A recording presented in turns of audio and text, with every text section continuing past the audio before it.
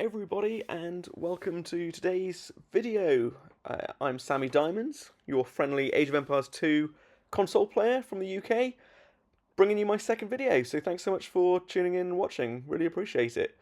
Now look, there aren't huge numbers of us console players compared to the giant PC, specifically mouse and keyboard scene, of course, but we are a friendly bunch.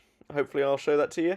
We're slightly sleep deprived and obviously prone to occasional panicking while we try to select villagers with a controller, but still friendly.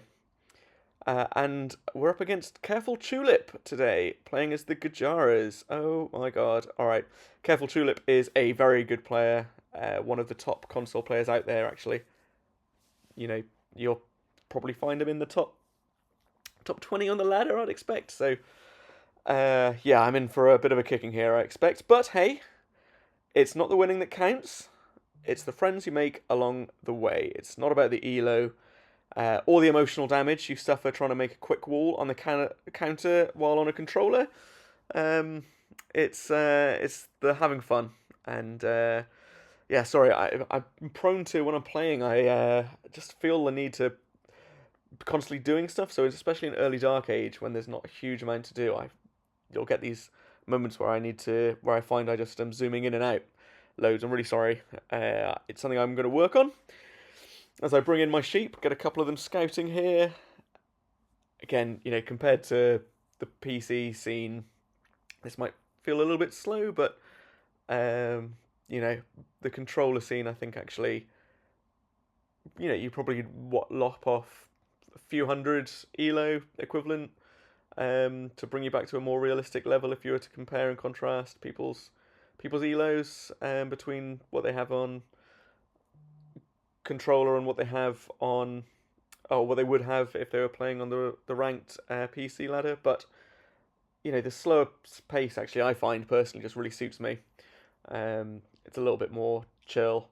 I don't have the APM, so weirdly I think, you know, the console scene is nice for that. And lots of people say, "Oh, how can you play a strat game, an RTS like Age of Empires on a controller? Surely it doesn't work. Surely you have no chance." But actually, you know, you find it works really well. I think the interface they've created is really good. So props to the developers.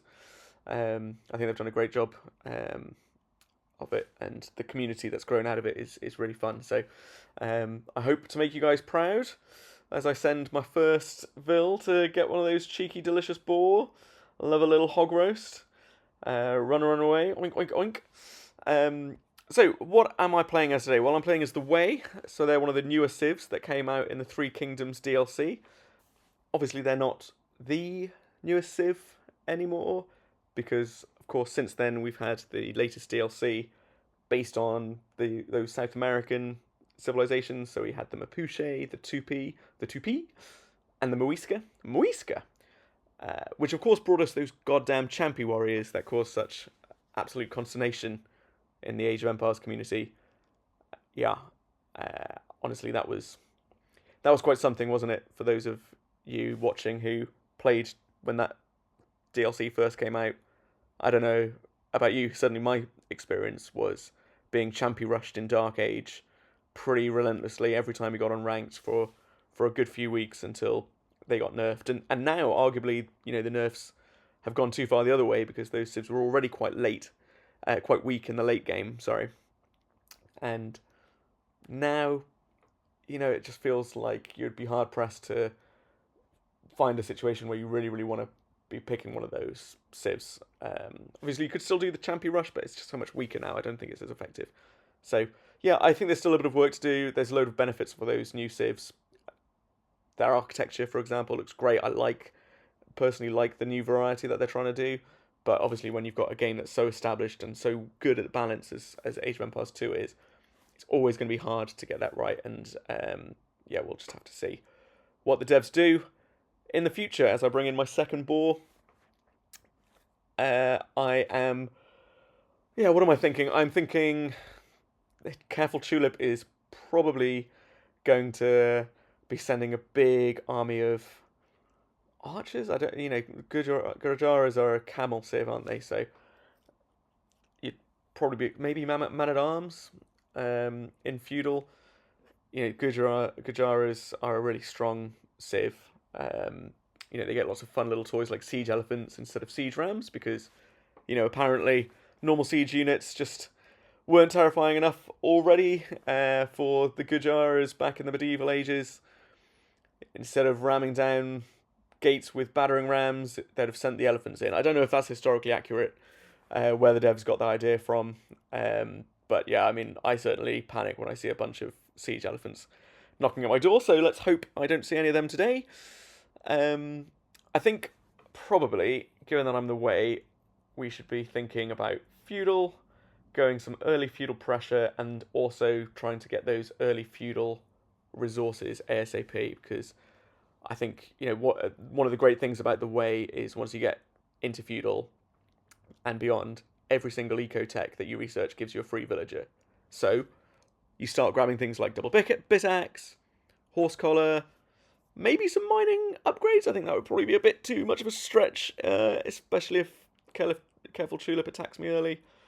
But suddenly your economy is absolutely cooking, because not only do you need those eco upgrades anyway, and I think you should be getting them in feudal, personally, especially double bit axe and horse collar, but you get extra villagers for it. So yeah, really strong. Obviously, it can delay your castle age timing a little bit because you're investing in those eco techs early, but honestly, I think it's usually worth it if you can back it up with some military pressure. So I'm thinking I'll go some scouts in feudal, but let's see what we're up against. Maybe that's a terrible idea. Maybe I should anticipate and go on the aggro a little bit more. But yeah, as we're just getting to the end of feudal, I don't know if there are any budding historians out there, and I apologise if I get anything of this wrong, but I think it's fascinating. One of the things I love about Age of Empires 2 is that it connects you to history so well. I haven't played any of the campaigns, but the way obviously are primarily based on the Kaowei Kingdom during China's Three Kingdoms period, which is around 200 or so AD to 265 AD, the middle of that era. So not a huge lengthy period considering the length of time that the Chinese Empire was around for. Not inconsequential. It was quite a chaotic few decades following the collapse of the Han Dynasty, which was basically just one giant war across China with warlords constantly fighting for control. And their most famous leader was Cao Cao, who's one of the heroes that got brought in the DLC. Again, some controversy there. But he's considered one of the great military strategists in Chinese history. It's basically ancient China's version of Game of Thrones. You've got alliances, betrayals, big battles, except there's a lot more bows and arrows and swords and horses and not quite so many dragons. At least not that the historical records show. My one fact, right, as I start to try and find a little bit more about CarefulTulip's base, and I can see the barracks there, so I'm thinking he's going man-at-arms. Can I pick off a villager? Absolutely not. Get out of there, Scouty! Get out of there! Into the darkness! And I'm just going to get these chickens, I think. The Way's eco bonuses, I think, are loosely based, as I understand it, on Cao Cao's Tuncheon system. So I hope I'm pronouncing that right. Basically, he saddled soldiers and refugees onto farmland, and during peacetime, he would get those troops to farm alongside the refugees to keep his army and the state generally supplied with food. And basically, it really meant that during wartime, they had huge reserves of food, which was really useful. So it's not just a random game design. Cao Cao generally did build one of the strongest agricultural systems and economies of that era in China. I guess you could say I invented the idle villager is a crime philosophy, and I wonder what he would have made of the way in Age of Empires 2. Obviously, I'm walling up here a bit, and I'm trying to get some scouts out. I think I'll go for 4. I need to get some villagers on gold, so desperately trying to do that. Floating a bit of wood, and I don't have a market, so I am going to have to address that. Don't need another market. That is the controller for you playing up there, and I just need to rebalance my economy a bit here, I think. The way also have really good Jambé riders, which are like cheap cavalry archers that fire multiple arrows at the start. So I'll try and transition towards them once I make it to castle. A little bit far away then, but I'm gonna get husbandry, and I've got four scouts plus my starting scout. So let's see what I can do. Oh, he's gonna go archers for sure. Oh, can I block this villager? Scout versus villager. I'll bring these guys in. Yes, go on. Oh no, too many spearmen. Bad news Sunday. Oh god, and there's the archers. Oh, and I just ran completely into him. This is a disaster. Oh god. Oh god, yeah, I think the armor's too late. Build some more scouts. I don't know if that's a good idea. This is the thing. CarefulTulip's just such a polished pro that the scores aren't doing too badly as his army comes in here. Glad I got that tower up though. I'll give myself some credit there. That was some good anticipation. It'll be interesting to see what's he going to do. I actually feel, yeah, okay, get a wall up in case he comes around this side. But I think that's pretty secure, actually. I think archers aren't going to be able to do a lot of damage there. Drop another tower to protect my wood line. I really just need to get up to the next age now. I think I'm not going to be able to do much about these archers until then. One of my favourite units of the way, while we wait in fear of CarefulTulip attacking from the fog of war again, is the Tiger Cavalry. So, again, I'm not sure if there was the translation that they've used is correct, but I do know that the Way and the Cao loved using shock-trapped cavalry. Really fast, disciplined, elite units that were known as being able to just charge into enemy lines and completely break opposing armies, opposing forces. So, there's absolutely no way that, the health or strength of these soldiers really did level up every time they killed someone in real life the way they do in the game. You get 10 extra HP for every unit you kill with one of them, if you can get a castle up and start spamming them.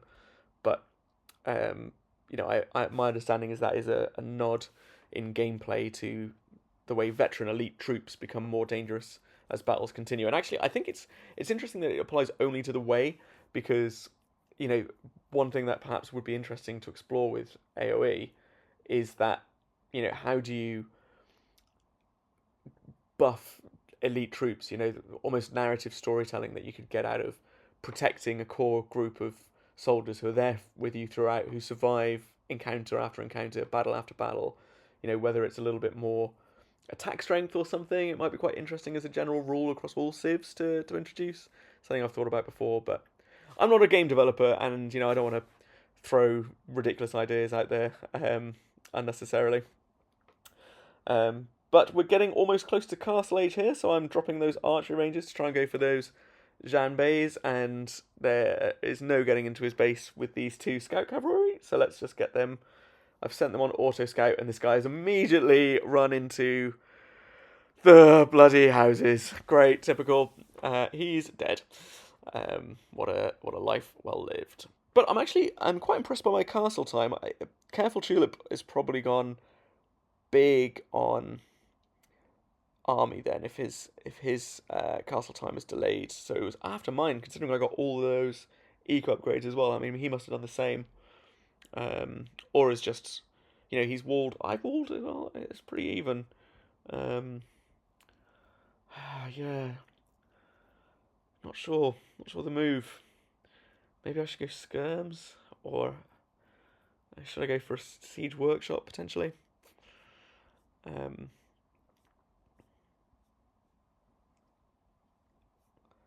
it's tricky one. Eco. This is proof, though. I think that just in terms of pure eco, the way really do cook because, as I said, Careful Tulip's a much better, much superior player to me. You know, I think I've seen him break the top 10 a few times. He's had some good victories against some really, really solid players. Um, and I'm down, maybe top 80, top 70. And I think there's a real jump. There's a top jump between the top sort of 5 players on the ladder. As he comes in, oh god, I'll finish my thought later. Um, yeah, I don't know if it's sensible to send in my six Jan Bays to fight that number of crossbowmen. Um, yeah, tricky one. I do need some skirms, I think. But yeah, as I was saying, the top 5 players are excellent, and they're another level. Then you've got the next sort of 5 to 10, and then the sort of the 10 to 20, all in those sort of brackets, and then it gets a bit more even. I think anyone can beat anyone, but yeah, Careful Tulip's a really, really good player. I do think he's been put off by my walls though, and my towers. I think the towers have really, solidified that side of me, and then I've got this stone wall over here. There's not much he can do with archers. It's thirsty work, taking a sip of water there. And I'm just thinking, God, my villagers are just going to have to be on high alert as my auto scout charges valiantly to his death. That death ball of archers. Oh, I mean, a good ball of skirms, and yeah, maybe a mangonel or two. I feel a little bit like I'm reacting. This is what I always think. Oh, and there's those elephants. I was talking about siege elephants earlier. But there they are. Oh gosh, yeah. And oh, I don't even have ballistics. They're gonna take down that university. There'll be no ballistics research for you, SammyDiamonds. Those elephants say, and I mean, skirmishes and jambays do nothing. He is going to have to pull his archers back. Those skirms can do real damage. They were not going to do very well against the siege elephants, but the siege elephants aren't going to do very well against anything that's not a building really. The building attack damage is great though. But yeah, now I've got to have to rebuild another university, so that's another 200 wood, and I need 300 wood for ballistics. And oh yeah, my my soldiers go down there, my cavalry, and my Haguans. This is going to be tricky. Apologies if I am slowing down with my thoughts as I try and think about the best thing to do here.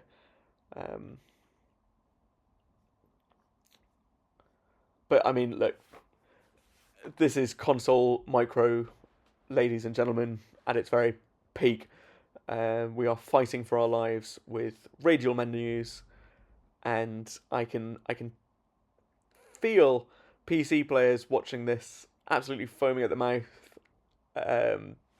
thinking, God, you're probably from both of us, like we could be doing some much better micro a piece, but as I say, it's a bit more relaxed, a bit more of a relaxed approach to AOE. And yeah, he's gonna have to run away from my two pikemen. 2 pikemen are intensely scary to elephants. What a victory! Although he's now converting me with a monk. The other unit that Careful Tulip has with the Gurjaras are those Shrivamsha.